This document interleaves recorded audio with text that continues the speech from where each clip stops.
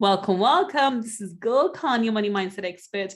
And we are here once again with the amazing, the gorgeous, the wonderful Cat Stancik. How are you, Cat? I'm excellent. Thank you so much for having me. Thank you so much for coming back as a guest. We had such a wonderful time speaking to you in Friday Feature that we had to have you back today on our Money Talkie segment so we can pick your brains again. So once again, Cat, everyone's heard how amazing you are, but tell everybody what it is that you do. So basically I still do this. I help my clients reconnect to the passion in their business by making sure that they're consistently and predictably hitting their revenue targets. And I help them multiply their 6 figures over and over again past 7. And how I specifically do that is through organic lead generation. I don't do Facebook ads or anything like that. It's all about building and valuing the relationship over the transaction. Awesome. Fantastic. And today specifically, you're going to talk to us about how to go from overlooked to fully booked. Now, the first question that comes to my mind is, that sounds great. And the fact that you can do this, but let's get this clear. How many people can you possibly be connected with, to be able to do that?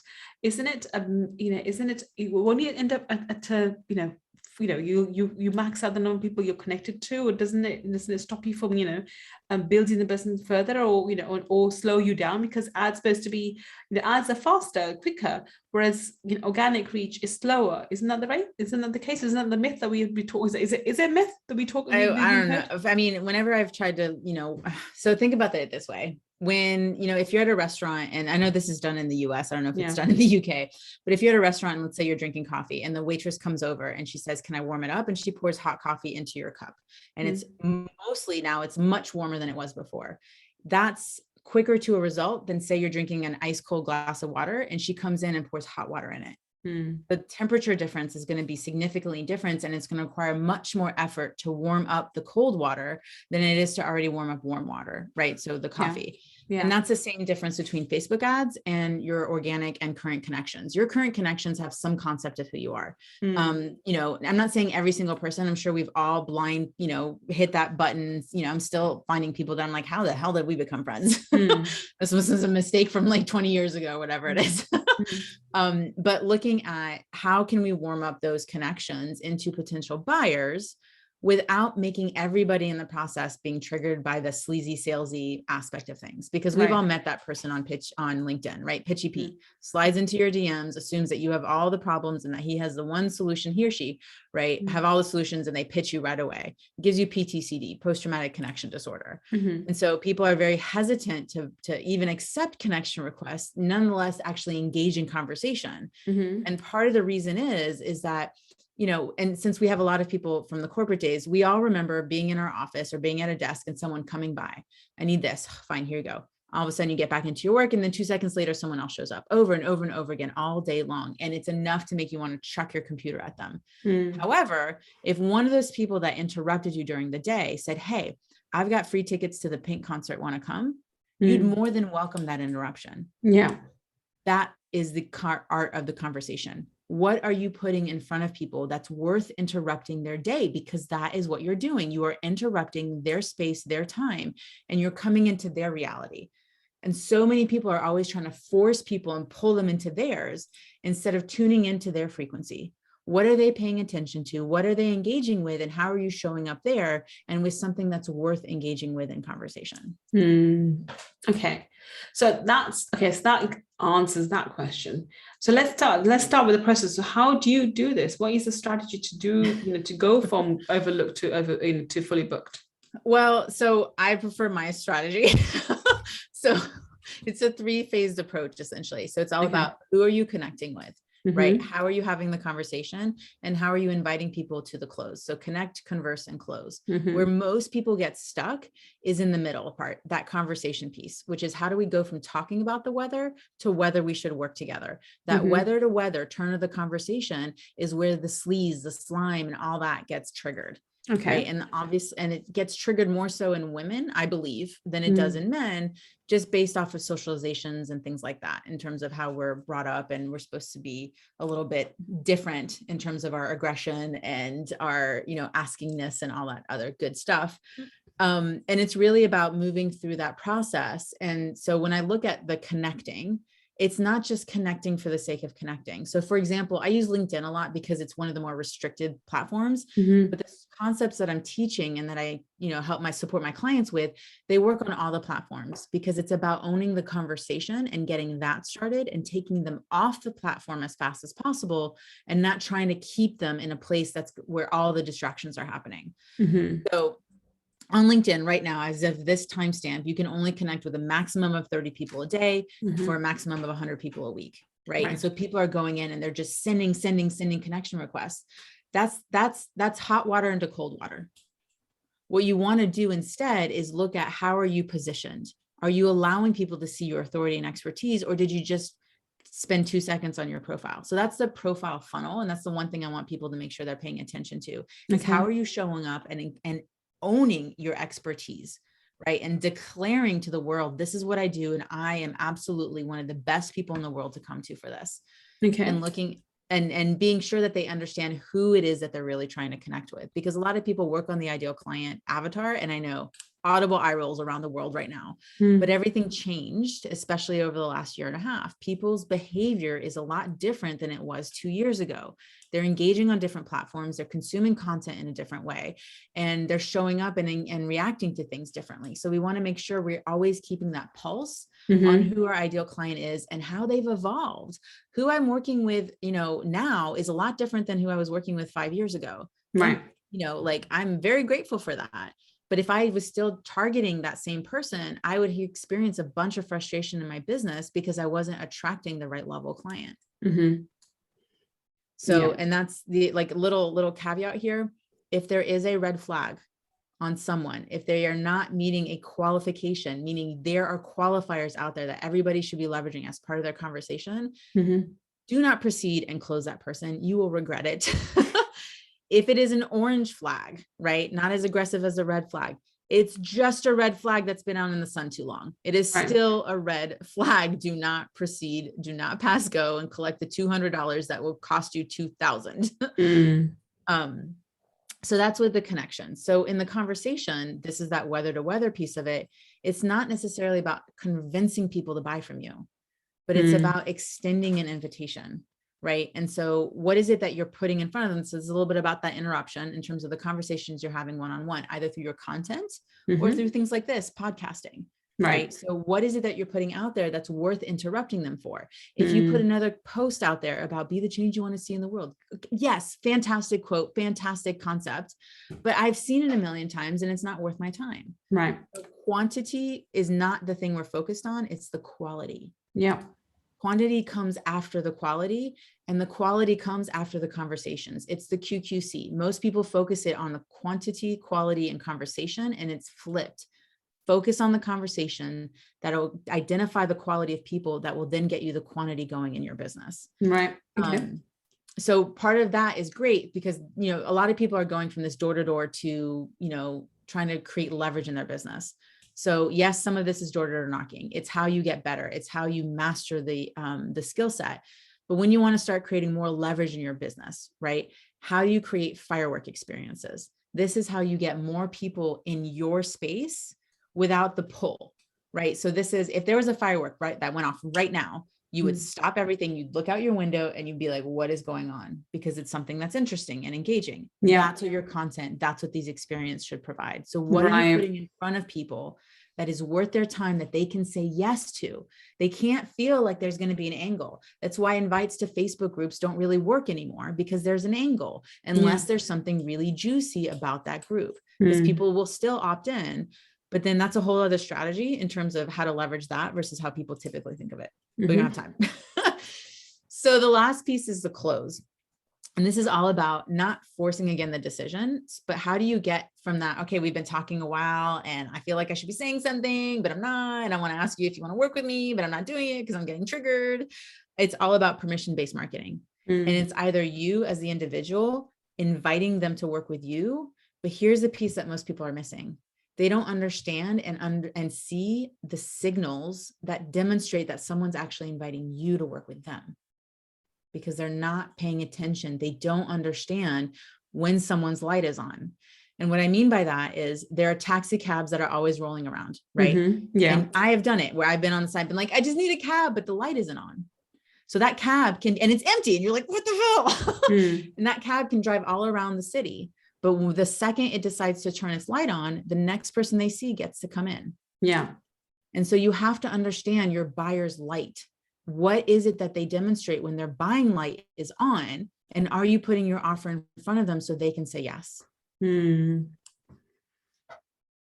that's very, very interesting. Very interesting. So basically, whether your buyer is ready, whether the particular buyer, because not people are not ready to work with you at that given time, and that's why they're in the pipeline in sales, right? They have to nurture them and bring them back onto a call with you when they're ready, and recognizing when they're ready for a close and when they're not.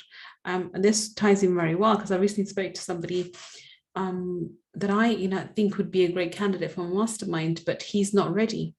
He just isn't ready. So what I've done is I said to him that I think your mastermind would work well for you, but I wanted to go away and we're going to give him some gifts. I'm going to get one of my other coaches to keep in contact with him, because I think he will close him, and he should, because I think we can definitely support him. He really needs our support. But because of where he is at the moment, he's just not at the right place to start working with us right now. Maybe another month or so down the line, he would be. But I recognize that. And it wasn't like, oh, I didn't close. It wasn't a sadness. It was like, okay, now is not the time for him. And I don't push. I always invite, and I always let people come to me. And this process, I know eventually he will start working with us, and he will appreciate it, because he even said the words, I'm very impressed by you. and I appreciate your time. Because I do give a lot of time, but I wasn't sad about spending that, normally it's an hour conversation. We had an hour and a half because you need to talk. But at the same time, you need to recognize when somebody is ready or not, right? This is such an important aspect for you to know, so they don't get disheartened because you didn't get close. Right. Well, in your specific case, there's also a secondary piece, which is, and I wasn't going to talk about this, but just 2 seconds real quick. There are 5 buyer types. We tend to sell the way we buy. Yeah. Because we're comfortable that way. It's the information we want to see, and we present that to other people. The person you're talking about is what I call, it's a crew member. So they are very much, they need to connect to the information. They need to have multiple calls. They need to really consume a lot of the data. Their sales cycles are long. There is no shortening that sales cycle. That is how they show up.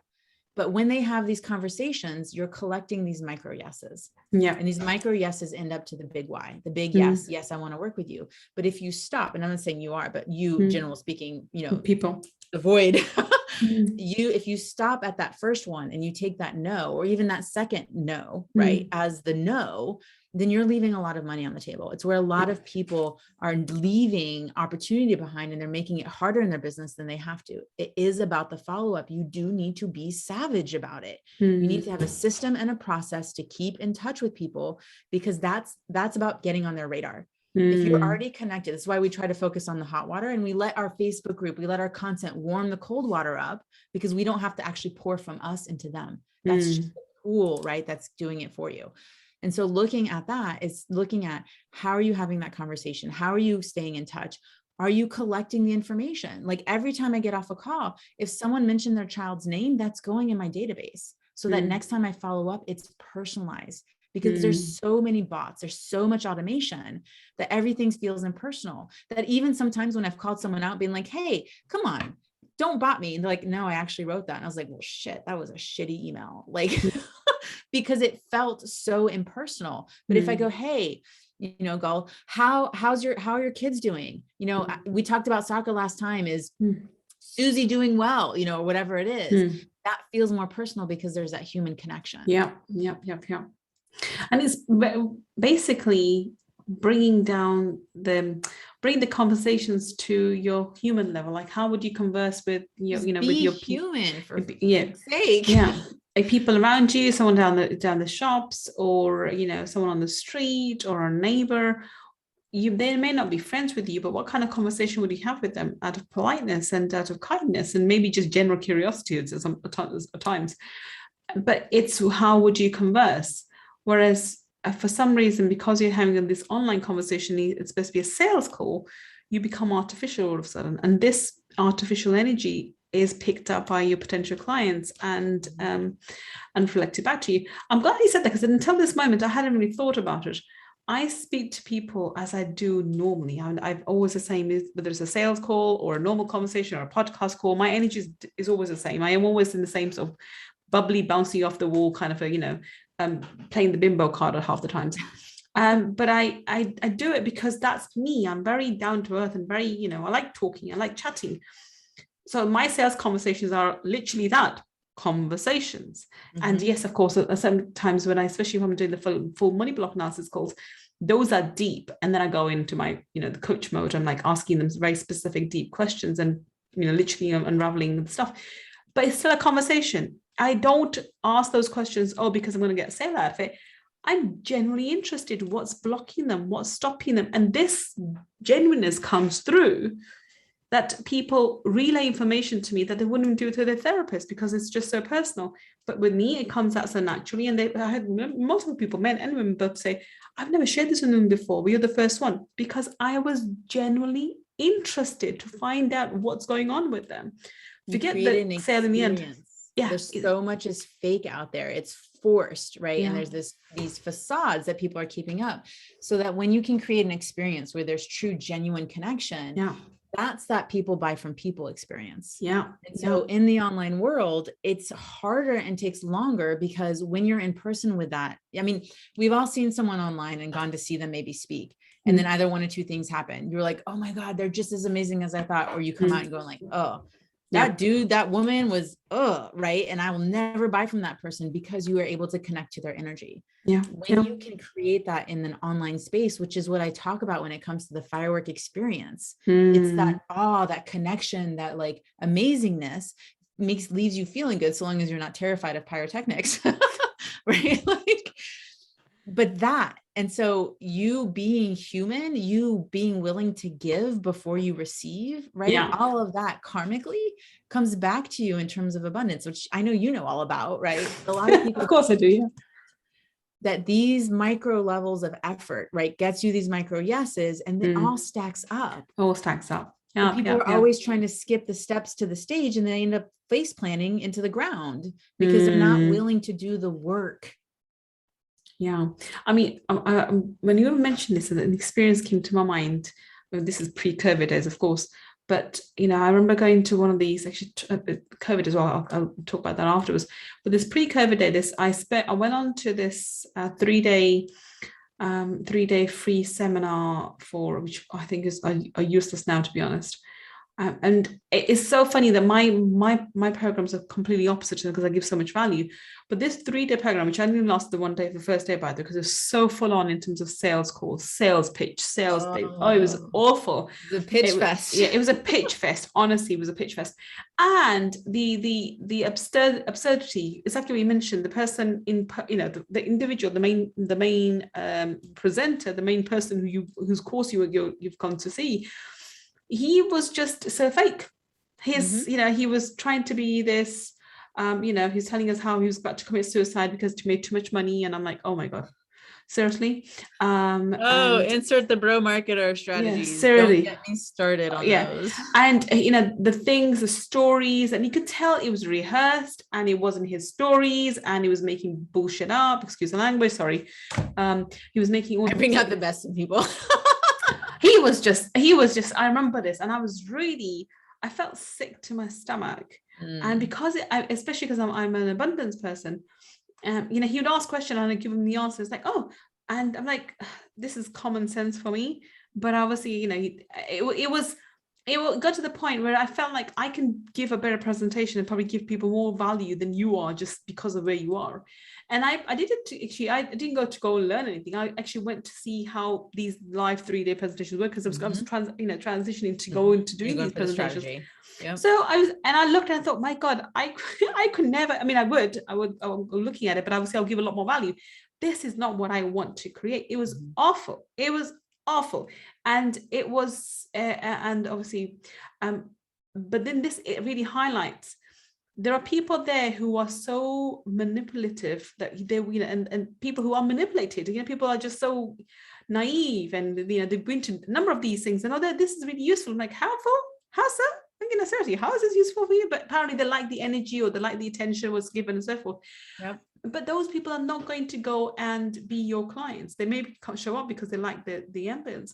Mm-hmm. And I don't see how this person would be as successful as it could be if they genuinely had the product.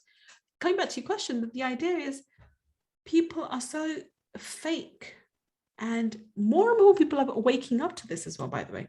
I find more and more people are waking up to people who are genuine and people who are just fake. Mm-hmm.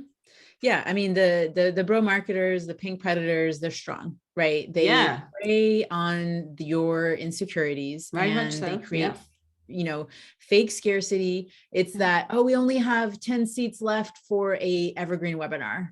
It's, it's that BS. And so if that it sounds too good to be true, warning is going off in your head. Like, some people legit, they can do and support people, right? But you've got to do your research. Look at their case studies, look at, how are they showing up? What contents are they sharing? A lot of people just get conned, and it hurts me. And the problem is that then they basically carry that trauma, because it's a trauma. It is a trauma. Invested 10, 20, 30, 40, $50,000 with someone who made all the promises and only delivered as far as a sales call. Yeah. Right. I've experienced one of those recently where, we've bought into something and all these big promises were made and nothing's materializing. I mean, nothing. And it was also for lead generation, because we're trying to go a different route away from ads. We're trying to do it a different way. Yep. And what was promised has not been delivered in terms of materializing. But it's okay. I've learned in the process. It's a huge investment on our part. But I'm learning in the process, and we are still working through. So I'll make it work in a different way. I always find a way around it. I mean, there's always clarity. There's always, things, but it still hurts, right? Because it especially if it's someone that you've, maybe worked with in the past, or someone that you've gotten to know over time, or whatever it is, there is a sense of betrayal, no matter what level of connection you have with that person. Yeah. Right. And so we look at, again, this is happening for us, right? And I've made $20,000 investments. I've made 10,000 here and things like that, and you just got to look at what can this person deliver on, so that I can fulfill, at least get something out of this relationship. Exactly. Yeah. And then look at, where is the process broken on my end? Because I always look at myself in terms of, how did I attract this? And where are things not working on my end that I could then be focusing on? Because things like that happening means that mastery hasn't been established. Because when we are able to do and, attract, converse, and close, like connect, converse, and close with people consistently, we document that process. And that's how we set other people up for success. It's why we always keep a pulse on our ideal client, because what they're talking about changes, their headspace changes, what they're sharing in terms of information in the world changes, because they're evolving too, hopefully, right? Either they're evolving up or they're devolving, right? But no one's ever staying stagnant. And I don't really want to work with stagnant anyway. So we've got to always be doing this informational research, right? These market research, I call them MRIs. How do you get into your client's head without a technical degree?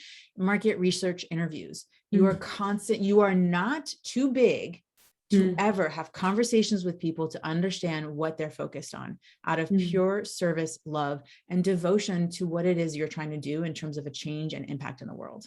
I agree. And I think, in my situation, I think I'm at the point where I don't believe anything happens without a reason. I don't think there's ever anything good or bad or ugly that you perceive as good, bad, and ugly, because nothing is ever as good, bad, or ugly unless you perceive it as such. It's your perception of it makes it whatever it is. Even though this was a massive investment and I haven't got the value from it the way I was expecting, yet it's put my business in a different direction. And it's expanded my mind around what's possible for it. Because before I was keeping it small, because my idea was to focus on, because I have multiple businesses. This was more of a hobby business where I'm like, I love what I do and I'm doing what I'm doing. And I have to share this before in the podcast as well. My coaching business was supposed to stay small for me to just enjoy, because I love the process. And my podcast, it's only two things I do, my podcast and my coaching. but they're relatively small compared to my other businesses. And it was supposed to be like that. Yet me working with this company and making this huge investment, even though it hasn't materialized from their end, it's allowed me to expand my vision about what's possible, where I want my coaching business to be in terms of who I can help and the kind of possibility, and also the employment, to be able to allow other people to come in and for the company to make money. Me, not so much. It'll probably be slightly more than before, but it was other people coming in and other people can make money from it. And so we're supporting a greater number of people. At the same time, we are helping a more number of people. And so allow my vision to grow. So I wouldn't say it was, the ROI is not there. The ROI is not coming in the way I expected for it to. It's the monetary ROI. Yeah. So the, return on investment when it comes to the financial aspects, Yes. of course, there's always these bonus ROIs and things like that. But I always do like to look at what was promised, because that's what we were sold on. And yes, it's an ego thing, but at the same time, money that we are generating is a reflection of the impact that we're having. Agreed. Yeah. And so it's a good thing. And that's why it's what I talk about in business, because yes, it's beyond just that, but it's what attracts the mind. It's the conversation that's happening. And you got to talk to the ego so that you can get to the heart, so they can connect and that person can make the right decision in their business, because it's never about forcing them to say yes to me. It's about what will help them get in alignment so they can make the best decision for themselves. So they make a decision and don't stay in limbo. Because if they're talking to you right now during a sales call or some kind of engaged aspect of it, right? Because the sales call isn't just the call, it's happening throughout the conversation, right? If they're showing interest, it's because it is something that they want to work on. And the faster they can get to a yes, no, a true yes, no, the faster they can start evolving in their own business. And if I can be a part of that process, then that's a win for me. Because eventually what will happen is, if I continue to give and to support and just to love, and this is not about giving your first child away to this person, right? But doing it through your content, doing it through your experiences, that's how you get people who say, I've been following you for years and now I'm ready to make a buying decision. It's how you get people who say, hey, I've been following you for a while. It doesn't have to necessarily even be years. And I'm ready to have a conversation. And they haven't commented on a post. They haven't engaged in any kind of way, shape, or form. It is about us putting out that positive karmic energy into the world so other people can learn to receive, and then we can have it come back to us. Agreed. And I think this is the mindset you need to have, is carry on putting out this positive energy into the world, and not having expectation on, well, this has to come back to me tomorrow or the day after or the day after. Ooh, you did the big word, expectations, which is why most sales calls fail, because you're trying to close the person on the call instead of releasing the expectations. So I'll do this one thing. Most people think about leads one-dimensionally. A lead is a client, right? That's how they think. This is the happy path. This is the only path I want to walk. Anything else is a waste of my time. And they're leaving so much opportunity, because a lead is a power partner, is a referral partner, is an affiliate, is a friend, is a client, is a speaking opportunity, is a podcasting. I mean, I could just go on and on and on. That person opens up all of those doors. And when you walk through that door, that new connection opens up all the doors again. It's how you turn one, you only ever need one lead. Right? One lead can turn into an infinite supply if you're willing to walk the walk. Most people decide that they're too tired. They let things come up and they pop up and they sit on the sidelines, and you can take a break. That's all good. But if you're in it to actually make an impact, you're going to have to do the work, and you're going to have to walk it. And a lot of it, you're going to have to walk yourself until you get to a place where you can reinvest in your business. And that's where you get a car. That's where you get something, that helps you, that you get a bicycle, maybe you get a skateboard, and then you get a bicycle, and then you get a car, then you can get your damn private jet, right? But it is an evolution, and it's about embracing it. And yes, it can happen faster, but only if you do the work. Agreed. Very much so. And I think you have to be mentally prepared to do the work, to actually, work through with individuals. I think the one thing that we keep forgetting is, when we treat people like leads, we forget people are humans. They have emotions and they have energy. And exactly right. If someone does not go on to become some of the people I've spoken to in the past who've been leads, they haven't gone on to become my clients, yet they've become referrals. The people refer people to me. They also become people that are my biggest cheerleaders. They support me. They get my book, everything else. And so there are a number of ways that they can support me without actually working on a high level with me, because they may not be able to, afford the high level service, yet they get amazing results from me, or they get amazing results for me by referring and talking about me and being an amazing fan and being an amazing cheerleader. Right. And that's where most people, I think a lot of people are willing to do the work. It's just they end up making more work for themselves instead of understanding that there is a strategy behind everything that you're doing. And if you're not looking and implementing the strategy, then you are wasting your time and you're wasting everybody else's time that you're engaging with. So we'll use podcasting as an example. Most people, they do a podcast and they move on to the next person and the next person and the next person. Why aren't you staying in touch with the people that you've already interviewed? If you're looking for better guests, why not talk to people? This is that hot water to hot water concept versus cold water. Go back to them. Where have you been featured? If it's been a year, they've probably been on new podcasts. And since they know you, either you've been interviewed or they've interviewed you, there's a connection. The ability for you to be introduced and get onto that higher level podcast or in front of more of your audience, in front of your audience is much higher than trying to do a cold contact. It's just, if you've put in the effort, be strategic about creating the ease in your business and track things, follow up, have the systems in place, because that is going to create the ease down the line. I mean, people talk about the 4-hour work week. Dude might be working 4 hours, but he's got 52 employees working the other, 38 or whatever. Or 36. Well, I think to get there, you need to put strategies in place, and you can do less hours. I mean, that's my vision for my company, where I am, when I say I want to grow the company, but I don't want to be doing the extra work that's required if I want to grow to the level. But then I'll be hiring more staff, and so hence other people will be profiting and making money, because I'm not willing to put in 50 hours in my coaching business. I'll stick to my 15 to 20 as it is at the moment. But I'll bring in other people who can put in the additional 30 and they will profit. So the company would grow and they would profit. And I still walk away with a great profit, but then I'm managing and being part of this great company, which is doing all this great work, not only for people or clients, but also people who work in the company. And that works too. And that's how allowing other people to leverage their passion. And that's exactly what, there's nothing more beautiful than that. Yeah. I think, and then it's accepting the responsibility that sometimes you can be the captain of the ship, but you can build a bigger ship and bring more crew members on board to be able to support them on their journey as well. But you're still the captain, and you have the responsibility of steering the ship in the right direction. I think that's the key. Yeah, absolutely. All right. So can you give us a summary, please, Kat, of how to go from overlooked to fully booked?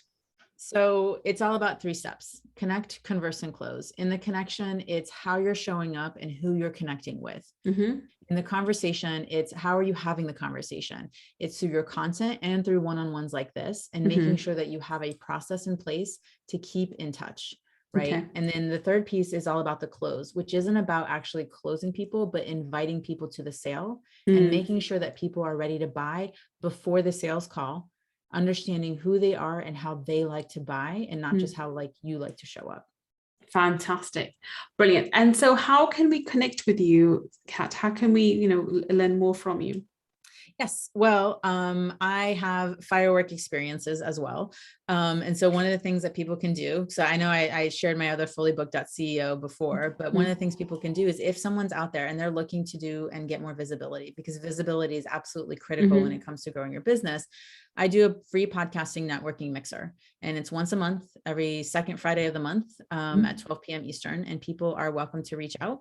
And if that's something that they want to do, either be featured or find guests to be on their podcast, just reach out to me. I'm going to give a harder to leverage action item, but that's something there where people are, doing business, getting all of those multidimensional contacts, right? Because you never know who you're going to meet, and birds of a feather flock together. So if you liked me at all, then come meet some of my birds. Awesome. I love that concept. If you like me, come meet some of my birds. And by the way, I'm not sure if you guys do this, but birds in UK terms, it means chicks, right? Right. Come meet some of my birds, which is come meet some of my girls. The guys usually meet my flock. Now I sound like I'm a pimp. So All right, it's been a pleasure talking to you, Kat. You are awesome. So where can they sort of get more information about that? Is there a website that you can go to? You know, that would probably be smart. I just started doing this over the last, I think, 4 or 5 months. And so I haven't actually established a website. So let's make one up by the time this goes live, and I'll do that.